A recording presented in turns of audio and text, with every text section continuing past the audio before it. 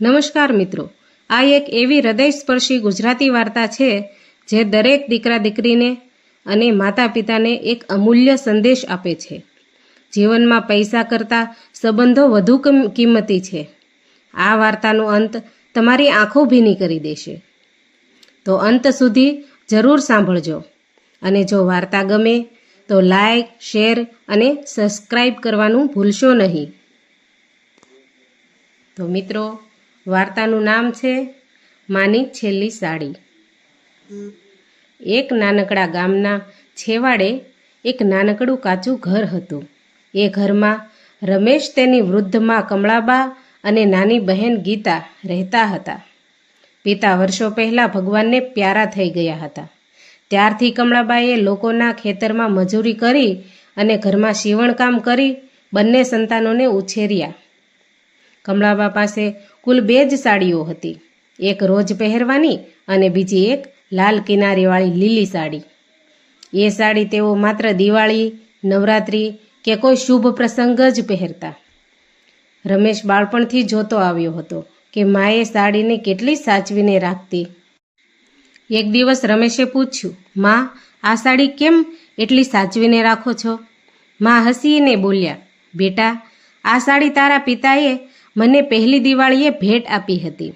આ માત્ર સાડી નથી, મારી આખી જિંદગીની યાદ છે. સમય પસાર થતો ગયો. રમેશ ભણીને શહેરમાં નોકરી કરવા લાગ્યો. સારી નોકરી મળી પછી લગ્ન થયા.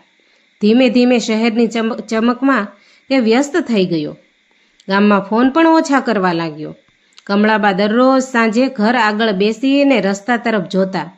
ગીતા કહેતી, માં, ભાઈ આવશે? માં હસીને કહેતા, હા બેટા, એક દિવસ તો જરૂર આવશે. એક દિવસ કમળાબા બીમાર પડ્યા. ગામના ડૉક્ટરે કહ્યું, હવે તેમની ઉંમર ઘણી થઈ ગઈ છે, જે કરવું હોય તે વહેલું કરો. ગીતાએ તરત જ ભાઈને ફોન કર્યો. ભાઈ, માની તબિયત બહુ ખરાબ છે. રમેશે જવાબ આપ્યો, હવે ઓફિસમાં બહુ કામ છે, આવતા અઠવાડિયે આવી જઈશ. પણ એ અઠવાડિયું ક્યારેય ન આવ્યું. દરરોજ કમળાબા દરવાજા તરફ જોતા. એક સાંજે તેમણે ગીતાને કહ્યું, બેટા, કબાટમાંથી મારી લીલી સાડી કાઢી આપને. ગીતાએ સાડી કાઢી આપી. કમળાબાઈએ સાડીને ગળે લગાડી. આંખોમાંથી આંસુ વહેવા લાગ્યા અને ધીમેથી બોલ્યા, આ સાડી પહેરીને એક દિવસ તારા લગ્નમાં નાચવાનું સપનું હતું, પણ હવે લાગે છે આ સાડી મારી સાથે જ જશે. એ સાંભળીને ગીતા રડી પડી. બીજા દિવસે ફરી રમેશને ફોન કર્યો, ભાઈ, એકવાર આવી જા. પણ ફરી એ જ જવાબ, હજુ શક્ય નથી. રાત્રે કમળાબાઈએ ગીતાનો હાથ પકડીને કહ્યું, જો હું ન રહું ને તો મારી આ સાડી કોઈને આપતી નહીં. રમેશ આવશે ત્યારે એને જ આપજે. એ જ રાત્રે કમળાબાઈએ શાંતિથી અંતિમ શ્વાસ લીધો. ગામ આખું એ રડી પડ્યું. 3 દિવસ પછી રમેશ આવ્યો. ઘરમાં પ્રવેશતા જ માનો ખાટલો ખાલી જોઈને તે ધ્રુસકે ને ધ્રુસકે રડી પડ્યો. માં એકવાર તો રાહ જોઈ હોત, પણ હવે ખૂબ મોડું થઈ ગયું હતું. 13મું પૂરું થયા પછી ગીતાએ કબાટ ખોલ્યું અને ધીમેથી બોલી, ભાઈ, માં તારા માટે આ મૂકી ગયા છે. રમેશે ધ્રુસતા હાથથી સાડી લીધી. સાડીમાંથી એક નાનો કાગળ નીચે પડ્યો. તેમાં લખેલું હતું, મારા રમેશ, જો આ ચિઠ્ઠી તું વાંચી રહ્યો છે તો હું હવે તારી પાસે નથી. તારા પર મને ક્યારેય ગુસ્સો નહોતો. તું ખુશ રહે એ જ મારી ખુશી હતી. આ સાડી તારા પિતાની છેલ્લી ભેટ હતી. હવે આ તારી પાસે મારી છેલ્લી નિશાની છે. જ્યારે પણ મારી યાદ આવે ત્યારે આ સાડીને ગળે લગાડી લેજે. એવું લાગશે કે હું તારે માથે હાથ ફેરવી રહી છું. બેટા, પૈસા કમાવવા પણ સંબંધો ગુમાવીને નહીં. લિખિતન, તારી માં.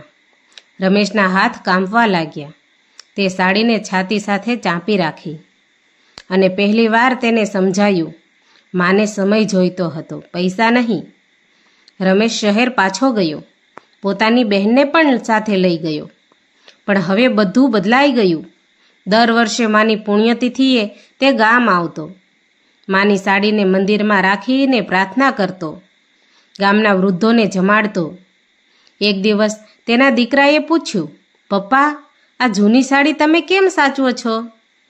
રમેશની આંખો ભીની થઈ ગઈ અને બોલ્યો, બેટા, દુનિયામાં દરેક વસ્તુ ફરી મળી શકે, પરંતુ માની મમતા અને માની છેલ્લી સાડી ક્યારેય પાછી મળતી નથી. એ દિવસે તેણે પોતાના દીકરાને ગળે લગાડી લીધો અને મનમાં એક જ વાત બોલ્યો, માં, મને માફ કરી દેજે. હું મોડો આવી ગયો, બહુ મોડો આવ્યો. તેની આંખોમાંથી ટપ ટપ આંસુ પડતા હતા. ઘરની દિવાલ પર ટાંગેલો માનો ફોટો જાણે હસીને આશીર્વાદ આપી રહ્યો હતો. બોધ: માતા પિતા જીવતા હોય ત્યાં સુધી તેમને સમય આપો, કારણ કે તેમના ગયા પછી તેમની યાદો તો રહે છે, પરંતુ તેમને એકવાર માં કહીને બોલાવવાની તક ક્યારેય પાછી આવતી નથી.